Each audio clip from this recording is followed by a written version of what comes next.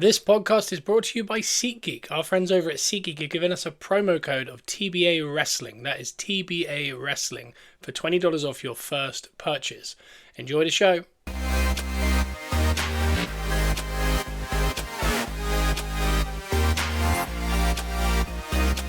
Welcome back to Gunners Rise Podcast, where we are positively Arsenal, and that we are.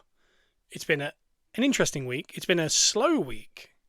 Almost at the most crucial time, which is a very interesting take. But here on Gunners Rise, we're here every Monday and Wednesday. iTunes and Spotify give us a 5-star review. We're also on Patreon.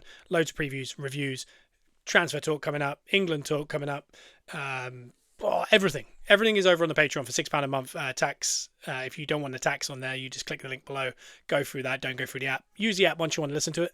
But to sign up, do it through the link below, because it just means you don't have to pay the little tax on top. It's about £6. That will help us out a lot. But on to today's show, I'm going to be honest, I've got a completely blocked left ear. And that that is point in case. That might make me sound different, because I think, one, I'm shouting.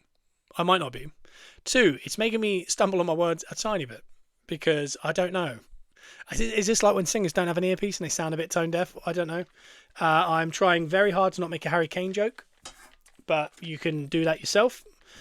But I feel very, disorientated, and sometimes I can't think of the right word, which you'd think from having a bad ear, that wouldn't just do you that. But even then, I think I missed a word there.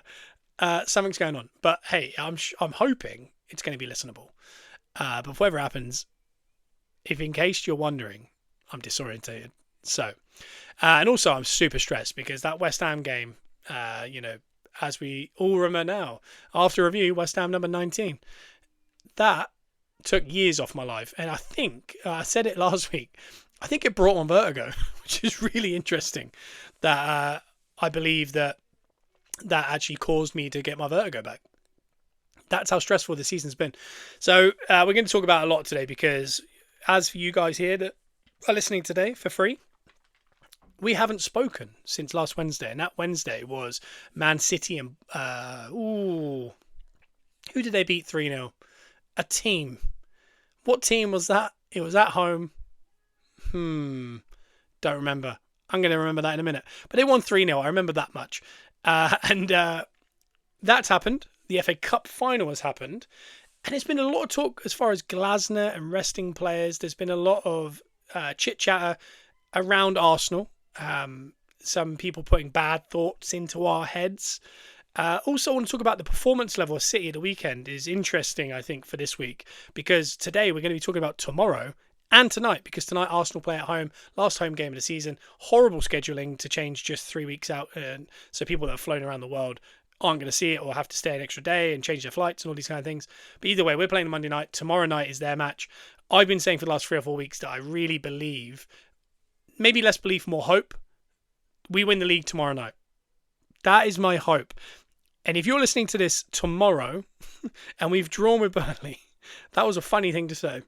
But I just have this feeling, and I have for a couple of weeks, that if City were to drop points at Everton, which they ended up doing, and we can just win out, and I really thought we were going to draw against West Ham. So I was more hopeful thinking of this scenario, but we happened to win that game. If we beat Burnley tonight, who are playing for nothing, new manager, at home, big atmosphere, that will put that pressure on City to have to not just get a result, they have to win against Bournemouth. And the way results went this weekend, Bournemouth could get Champions League football, but they have to win. That's great news for us. Could be dangerous news, because they might go for a win when they're drawing, because a draw doesn't do much for them. It's better than what most people around them did. Like when you look at Brighton dropping points, Brentford dropping points, Everton dropping points. Only Brentford got the draw. Everyone else lost their game. So getting a point would probably actually be decent. But because of that 6th spot, might be going to Champions League and things like this, and there's so much stuff up in the air, they have to almost get a result tonight. Otherwise, they're saying goodbye to their Champions League dreams. And my God, if we just talk briefly on Bournemouth before we start, this is a team that lost Kepa. They lost Dean Housen. They lost Kirkes. They lost another centre-back. Oh, we went to PSG. Not coming to me at all. But that's 2 things I've already I can't blame that on the year, but I've forgotten two things. One, who City played last week. For whatever reason, everything in me here is saying it's Brentford, but that was at the weekend. Um, but not just that, I'm now forgetting. Oh, it's there's like a part of his name is coming to me. Ayani? Oh, that's really difficult. Bournemouth to PSG. I need to get this. Zabani. I was nearly there. Zabani. I was missing the Z. They lost him. They lost Kepa, obviously, with us. And then mid-season, they go and lose their best player, maybe generationally best player, to Man City in Semenyo. They already announced that their generational manager from the Basque Country, like Arteta, is leaving at the end of the season, maybe to Palace, which is maybe a downward move. And this is where they are. It's unbelievable. It's just the cherries. That's why Areola is the manager of the season for me. That's why I think they're the team of the season. Brentford close second, but it's just unbelievable what they've done. Like, look at any team in that middle of the pack. When you look at Brighton, Brentford, I'll throw in Everton, even Fulham, Palace, teams like that. Palace lost Ezra and Gay this year, and they've struggled. I know they're in a Conference League final, but in the league they've really struggled. Bournemouth didn't just lose Gay and Ezra. They lost Semenyo and Dean Housen. They also lost the fullbacks. They lost the goalie. They had to reshape the team. And that's why it's just been unbelievable. And I'm hoping it could be unbelievable one more day, because we're not going to preview the City game tomorrow, but all throughout the episode, we'll kind of talk about the implications of it. But come on, you cherries. That's all I'll say. But we have to get our job done first. And that'll be the second half of the episode. We'll work in chronological order, as we always do, even though I just started at the other end. City did get a win last week, 3-0, which, dare I say, they're putting an end to. It was Palace that they won 3-0 against. With these 3-0 wins, they're putting an end to the conversation of the goal difference, which is actually really alarming. And this is all they could do, because it's not in their hands anymore because of the draw at Everton. All they could do is score as many goals as they can and win the games, because it goes points, goal difference, goals scored, head to head. Their head-to-head's better than us. Their goals scored was already better than us, because our goal difference was only better simply because we kept more clean sheets. But even like in the draw, they're drawing 3-0. They're not drawing 0-0. They've scored more goals. They're ticking these boxes. Now they're ticking the goal difference box. So if you're working from what it comes down to that's in their hands, they're doing it all. They've scored way more goals than us. Their head-to-head's better. Their goal difference is now better. It's just the points. And I think we're all talking about the fact that it could come down to a shootout. It's not, because even if we win by 5 tonight, I don't think that's really going to be a big issue. They've scored 7 more goals than us, and we've played the same amount of games as things stand, as this right at this moment. I believe, right?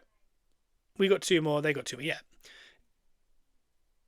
We've conceded 6 less. Our goal difference is only 1 better. Saying that, I just said that it's completely gone. It's not, because if they were to win against Bournemouth 1-0, but we happen to win 4-0, we'd have a 3-point better goal difference, which would mean 3 goals better goal difference, which would mean when it comes down to the last day, if we were to draw, they would have to win by 2. And then it would come down to goal difference. So it could really come down to goal difference. But so the whole conversation I was just making about the fact that they're ticking all those boxes, they are.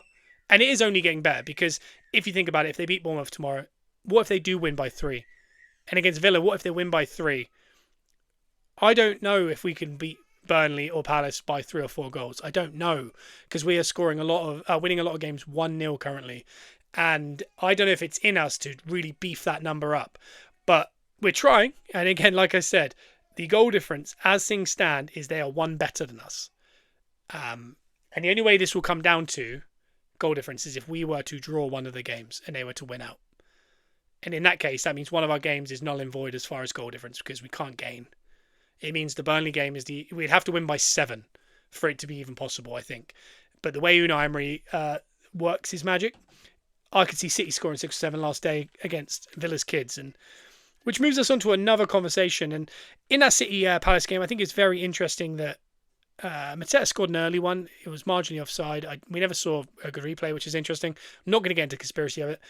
City, they looked a little slow. They didn't look cutting, but then they get that goal. Then that's when they really take hold. I thought in the FA Cup final against Chelsea, they were the exact same, where I thought Chelsea were the better team in the majority of that game. Once City scored, though, they have this ability to kind of suffocate teams, and teams can't string 5 or 6 passes together and create real chances once they concede. In the FA Cup, I think what happened was Enzo had that long throw where he nearly scores, gets saved well, and then you're looking at, no more real efforts after that, the last 10, 15 minutes, and City go on to win the FA Cup. And they just kind of, they have that ability that when they take a lead, they kind of either extend it or they just keep you where you are. And against Chelsea, they kept you where you are. Against Crystal Palace, they extended. And they know it's going to come down to goal difference. They knew they have to keep scoring goals. So they did. A big frustration for me is obviously the song and dance happened after the West Ham game.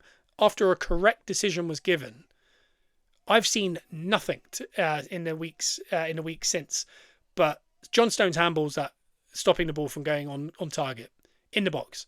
That could be a penalty and a goal potentially. No conversation, because that could have such an implication. Because right now our goal difference would be level now if that was 3-1. I don't know. It could mean nothing. We might lose, they might lose, and it might not come down to goal difference. What if it does? What if they win by 1 goal? Are we going to go back and revisit the fact that they didn't get that decision? Are we going to revisit the fact that PGML have said, sorry, we got it wrong? Bernardo Silva on that corner against Everton at 3-2 should have made it 4-2. City lose a game, which means we could literally beat Burnley tonight and draw at the weekend and win the league without goal difference needed. Are we going to go back there? Is there going to be a song and dance all week about that? Because they actively got one wrong. They've said that. We had a right decision go away, big song and dance. Then they, a few days later, have a clanger. No one cares. It was 3-0. Who cares? Because it could come down to goal difference. And so you just think about these things. And throughout the season, I know we've got away with some. Someone will say the West Ham one we got away with. It wasn't. It was a correct decision. But people might say Martinelli at Brighton, that could have been a draw. Yes, you're 100% right. But I also look at City and I think last man on Salah, Gay pulls him back. Kusanov 3 or 4 times last man, including the FA Cup final again, including against us. Haaland pulls Gabriel out of the way so he can score. These decisions, they tally up. But some are really, if you actually look at the correct and wrong decisions in the last 3 or 4 weeks, City have got away with giving away a penalty at Everton and giving away a handball at home. And then in the Brentford game, 2 last mans. I think one's a good foul. I have a good tackle. I really believe that. So I disregarded that. But later on, Sharda clipped in the box. Red card, last man at 1-0 down. Could they draw that game? So that's 3 bad decisions. We've had 1. The only talking points have been ours. And this is that exact reminder to anyone that's listening to this. This is an Arsenal fan. This is what we're dealing with. This is what we can't stand. This is the frustration we have is no one cares. We move on. For example, Man United yesterday. When Buemo handballs it, referee decides, I'm going to be the first ref to not overturn a decision that I've seen because of the song and dance at Arsenal West Ham. I'm sure that was in his head. He chose the wrong one to not overturn because it was so clear.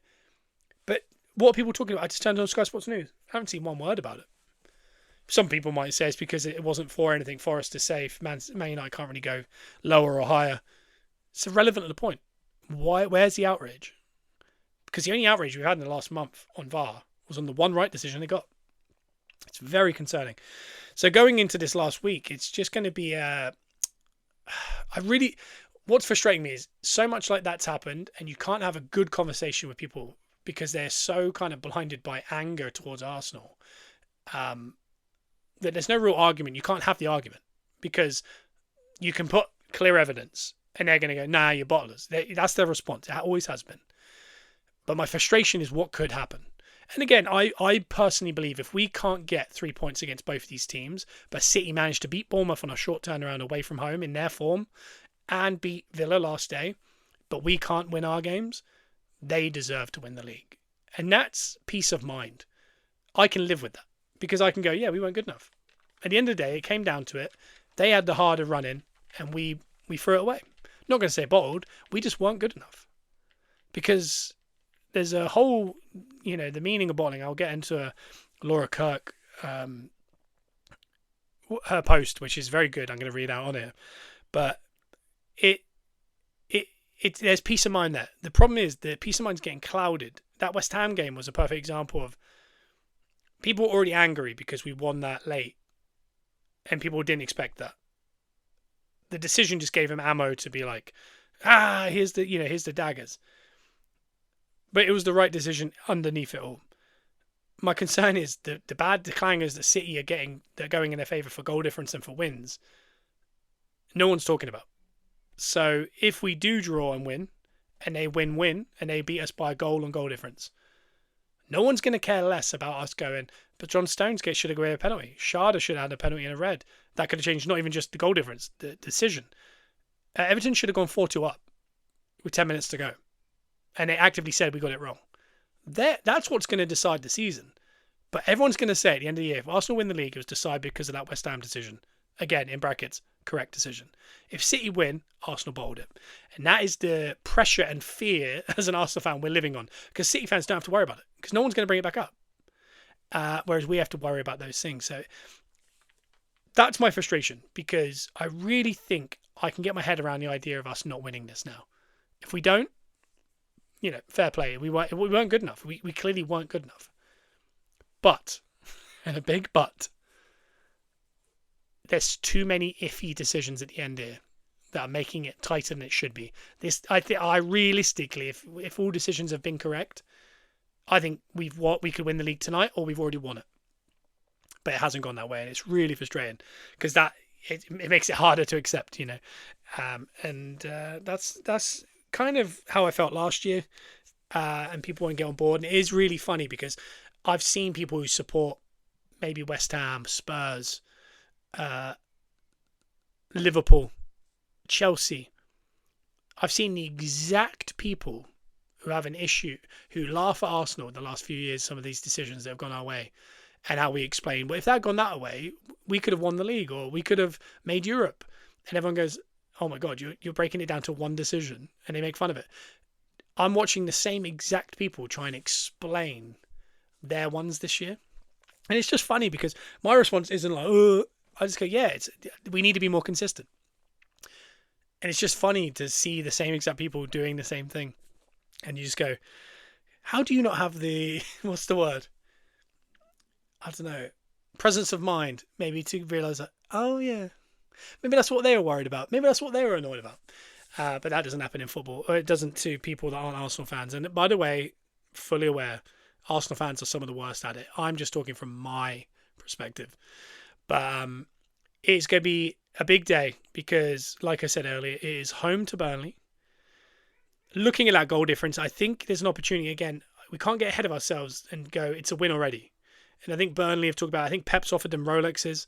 I think there's been a lot of speak about it. They're going to roll over.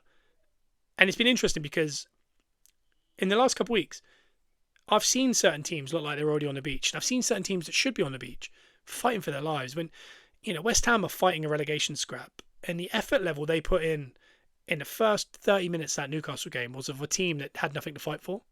And they had the ultimate thing to fight for. Newcastle aren't fighting for Europe, aren't fighting for anything other than home pride because it was last home game. We need to go out on a high after a bad season. And they just were at it more. So it's tough, when we sit here, especially on podcasts and stuff, and we look forward and go, well, Burnley got nothing to play for. They'll be there for the taking. Will they? Look at Leeds since they went safe. They just can't stop winning. They are so at it. And there's no reason for them to be that at it. And there's teams like Fulham who are just rolling over. They're just kind of done. Wolves are done. No interest. Palace, they put up a good fight against Brentford. But generally, their play has not been strong. And it's going to be interesting to see what Burnley we get and what Arsenal we get. Is it the nervous team that played Newcastle at home and Bournemouth? Or is it the team that played Leeds at home? Is it the team that played Fulham at home a couple of weeks ago? Is it that team that's stringing passes together and go 2-0 up after 30 minutes and Burnley go, do you know what? Let's not get hammered. And we can just kind of watch it and go, we've won it, but can we nick a goal? Because that's what City have been dealing with. As much as Brentford got in, and so did Palace at times, but Palace worse than Brentford. The team kind of rolled over and went, yeah, just don't do 7. Do you know what I mean? Let's just keep it here. We won't overly hurt you if you don't hurt us. We're hoping we get that out of Burnley. But if we could put the sword to them, I really believe, and we've said this for a while, that this could be our make-up goal difference, is between Burnley and Villa, let's say worst case scenario, Man City could score. I'd be really surprised if they beat Bournemouth by anything more than 2 goals. 1 goal, I think, is likely, or, as I've said for weeks, I really believe that's the game that they could get them. But maybe 2, let's say it's 2 goals. Let's say against Villa, it is so dependent on whether Villa win the Europa Cup this week on Wednesday or not. Because if they don't, they need to win. Or they need a result, just in case. I think they've already made Champions League football, so it doesn't matter too much, but they won't want to roll over and die because there's no reason. They want to kind of prove they're a big boy team in the Champions League. So it is dependent. And again, it might not be dependent, but if they win it, I think they're out drinking and they're not turning up. But they're not going to want a 7-0 hiding. But as we've seen in the Premier League, I think we benefited from Spurs getting beaten by 6. I think I remember Man City getting beaten by like 8-1 or something against Borough or something like that. It's in my head. I don't know if anyone remembers that. Maybe 6-1.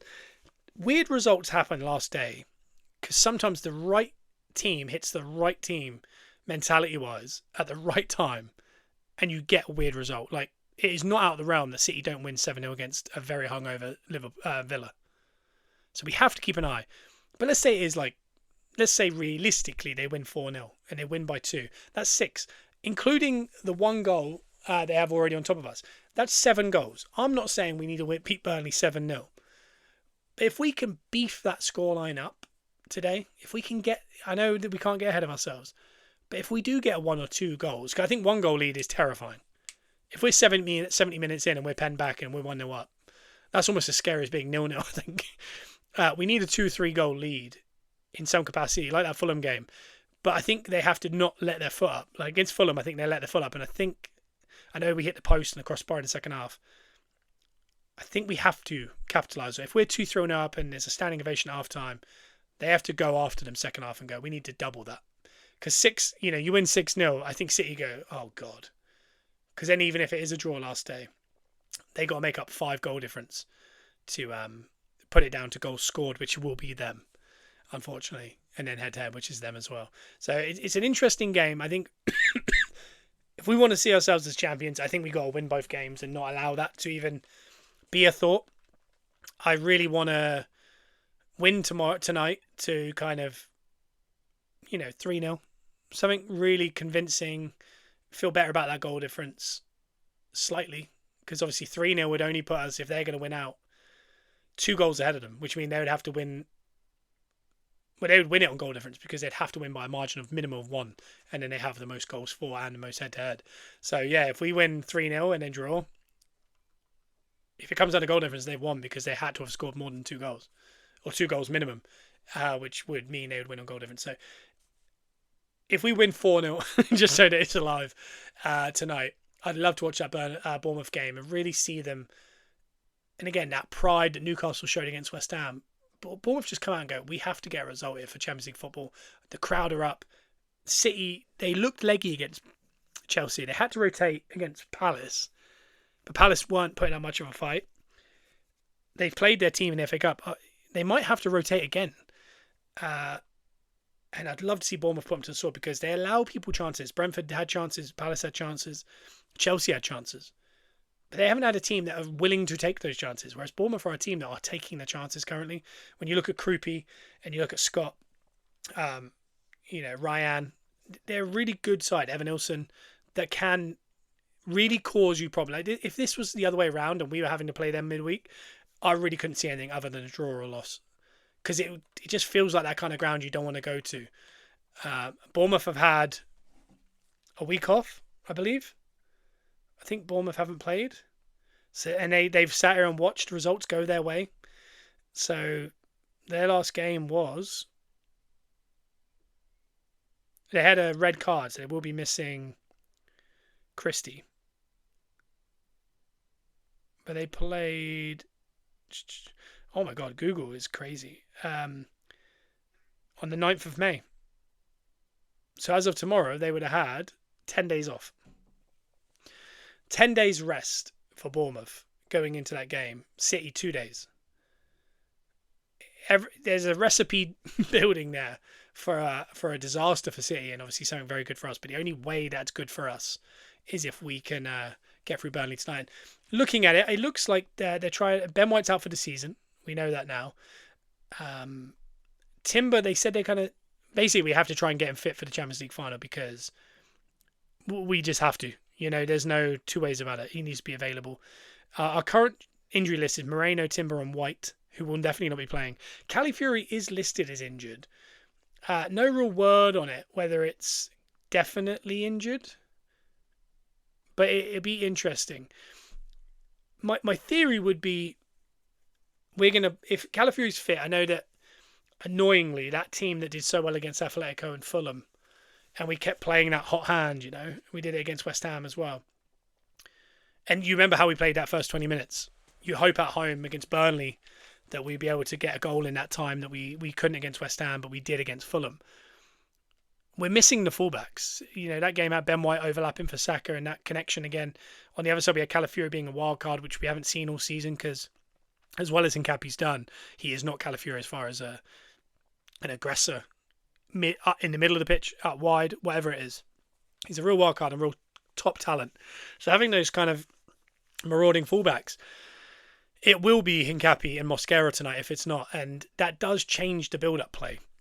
Fullbacks are so important in football now, and if you do see Lewis, Kelly, Rice, and Eze, and Gyökeres, Trossard, and Saka, I think we have to. I think when we've got 6 days rest after this, then 7 days for the Champions League, I don't think we can afford to rotate for no reason. I think if he's found that hot hand and he was happy to play him 3 times in a week last week, I don't see why he doesn't play that again. If Gallifrey's fit, I don't see how he doesn't play. And then I'm hoping the one worry we have is he gets experimental at right back. And because it's not Timber and because it's not White, he does push Rice back there. And he played very well against Brighton earlier in the season. But we can't afford to have him out midfield. Do you play Rice? Do you play Zubimendi at right back? Do you try something we've not seen? Do we see, if Hincapié's fit, him play right back? I just think when Mosquera's played right back, he's been good. And if he's going to have to play that Champions League final, unless his plan is to play Rice in that Champions League final at right back, which I really hope. Our last Champions League final was marred by that early red card, so we never truly got an idea of where we were at. I don't want to be going into that Champions League final knowing Rice is playing right back and the best midfielder in the world currently maybe is out of position. Just because you'll just have that what if feeling. Mosquera's been good. I know Kvaratskhelia versus Mosquera is very worrying because I've seen Macclesfield players get past Mosquera this year, but I think he plays with a different intensity in the league, and in the league Mosquera's been brilliant. And if you remember, Ben White is on the overlap, Hincapié is overlap, Calafiori runs centrally, Timber runs centrally. And if you remember, I think Mosquera came on late in the Atletico game, I think it was Atletico away at right back. He was in the number 9 role and he was just inside and he caused havoc right before we won that penalty against with Eze that was overturned. And I wonder if that positionally could do something. And we've seen the best of Saka since White's back in the team, so it's really unfortunate we have lost White. But I'm just thinking, I wonder if just keeping things as steady as possible. I'm very happy to keep everything the same and Hincapié and Mosquera the fullbacks. If Calafiori's fit, we have to play him. For me, we have to play Calafiori. We know Ben White's not fit. We know Timber's not fit. It has to be Mosquera, and I really don't want to be moving anyone around unless it's a fullback who they believe can play there. Because there's so many other options, isn't there? Like there's Rice, there's Zubimendi, there's Hincapié out of position, there's Calafiori out of position if fit. There's Lewis Skelly's never played there, so I really don't. And I think him being in the team is because of how beneficial he's been at going forward in that right back role. In the centre midfield role. Don't say right back. You do worry, does Saliba get pushed out there and Norgard goes centre back or Mosquera goes centre back? I think we can't get too caught up in this. I know there's Saka could go right back, Dauman ahead or Madueke. Dauman plays right back. I think we saw that briefly in the Champions League. Martinelli. I really hope not, because as much as the effort level of Madueke, not so much Madueke, but Martinelli and how good they are at doing things like that, it's all about positioning. You need a defender's mindset at that back post, because you can see a Burnley player drifting in there and being left. We've seen it happen with quality fullbacks like Timber and Saka trying to help out. And I think in a Carabao Cup final, both of them kind of leaving O'Reilly to run into that pocket. And I know we're not playing Man City tonight, we're playing Burnley, but you just want to keep it as solid as possible and not overly worry about next week or the week after. I think it's just about one game at a time and let the chips fall. First and foremost, we need to win. We need to not change the positions too much. Secondly, we need to get as many goals as possible. but not to a detriment. If we're 1-0 up, I don't want us chasing a game at 85 minutes and get caught in a counter. The win is the most important. Win is clearing ahead. The goals come if you can get 1 or 2 in the first half or in the first 60. You cannot be chasing game. We saw what happened at Wolves when we were 2-0 up with 20 minutes to go. Things can happen in this league. So we need to do that first and then sit and watch that. And I suggest you not watch the City games. Tomorrow we watch. Because we're 1 game away from winning the league, whatever happens. We don't have to worry about anything. But Selhurst Park is a dangerous place. And it's even more dangerous because I was talking about the fact that people don't have enough kind of hindsight to kind of go, oh yeah, I think I was labelling people for something that I'm doing now. The other one on that is Glasner, 3 weeks out from the Arsenal game, was getting asked, are you going to rotate? Because you got a cup final 3 days later. And he said, yeah.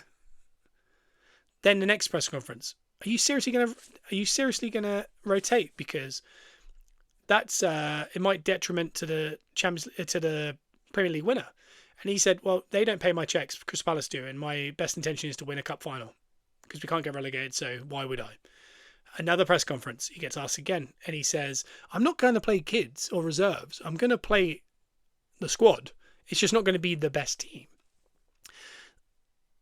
Then this week, before this game, he gets asked, he said, I've been travelling a lot and thinking a lot, and do you know what? I am going to play the best team I can. Yeah, maybe some people might have to come off at half time or 60 minutes, but I'll play my best team. He's been gaslit into playing his best team 3 days before their biggest ever European Cup final because their people are so concerned about Arsenal. And it is mad to watch. And he's now had to go back on his word. The worst part is he started to play more of his players this week. Because I thought City would be the last time a lot of the big boys were playing, give them 2 weeks off rest. He played some big boys this weekend, and Chris Richards got helped off the field. He had a couple of injuries. He had to make some early subs because people were getting hurt. He's been essentially gaslit into playing his players, and now he's going to potentially lose a cup final because of injuries already. And they're kind of saying 3 days out before, they travelled 2 days after our game, or 1 day after our game. People want him playing his best team. And he's going, oh, all right then. Meanwhile, Unai Emery hasn't been asked yet whether he's going to play his best team 3 days after a cup final against Man City. We've all accepted he will. And because he's Unai Emery, we saw he did against Spurs. He dictates the league. Because, the most dislikable team this year is Aston Villa. They're taking points off us. They're giving points to City. They gave Spurs points by rotating their team. Then when you need them to lose, so Bournemouth have even more chance, they go and smash Liverpool. Like, they're such a weird team. So it's not everything in their DNA is, and the Unai Emery DNA is, he wants to put it to Arsenal and he's going to allow them to score 9 past him because he couldn't care less if he wins the Europa Cup. And, all the power to him. I just think it's funny that there's not questions being asked of him of what he's going to do 3 weeks out or even a week out now. But Glasner's been fielding questions for 3 weeks to a point where he's changed his answer and he's changing it. So just, I'm putting all this out here before things happen because I don't want people to say it's reactionary and this was unfair, this was unfair. It's all unfair. There's the evidence. It's in front of you. What's your response to what I've just said? Because guess what? Unai Emery hasn't been asked. Glasner has 4 times.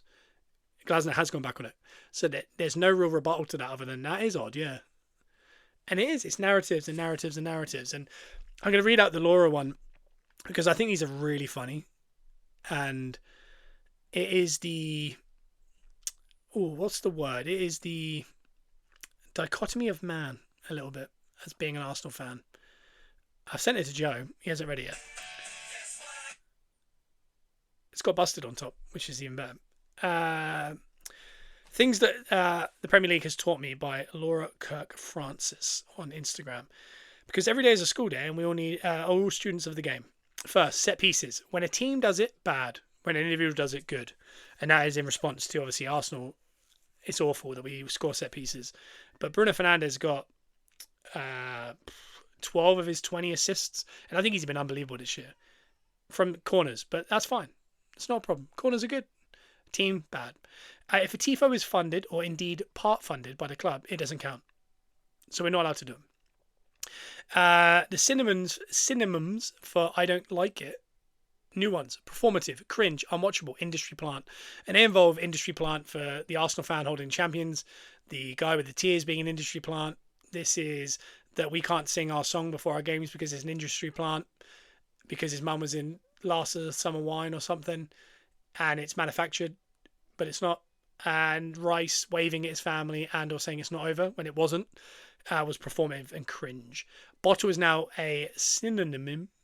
Really struggle with that word. For lose, you can now bottle a Champions League final despite not being the favourites, and lots predicting to heavy defeat. Being a hater is dead. You just have to moralise your dislike. International breaks, they're very annoying, but not as annoying as when your players withdraw because they're actually injured. That's called cheating. Influence. Arsenal would be both the most forgettable champions ever, but have also single-handedly ruined the Premier League with their style of play. Rule changes. Rule changes for the good of the game should only be introduced once a team I don't like benefits from the current rule. Everything is all or nothing. Every decision you don't agree with is automatically a disgrace. There's nothing in between. Long live whataboutism. VAR reviews should be grounded in whataboutism. Incidents from other games, whether they are similar or not, should be included in the process.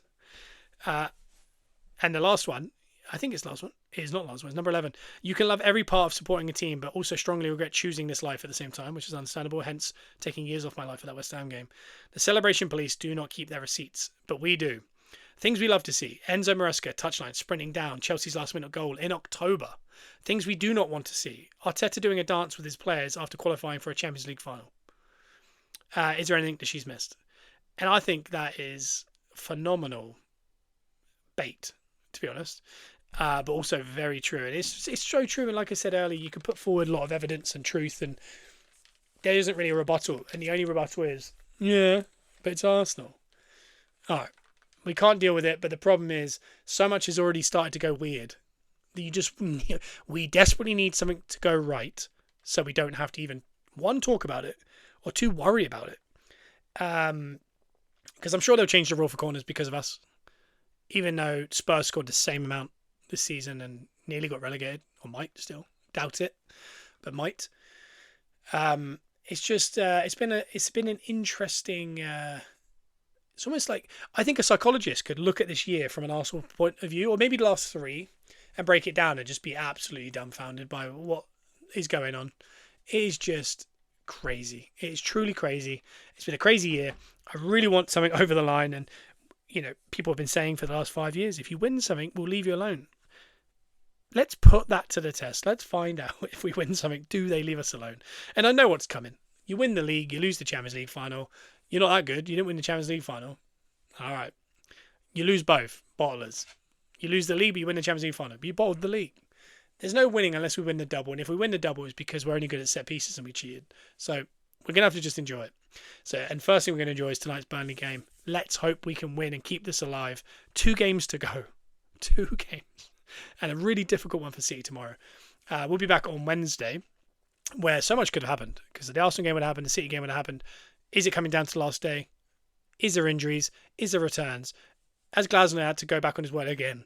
So much could change. And I think the England squad is released at the end of the week. So on Patreon, I'll not only preview the Palace game later in the week, I'll also be talking about the squad and what I think of it. But we'll be back next week. Bye-bye.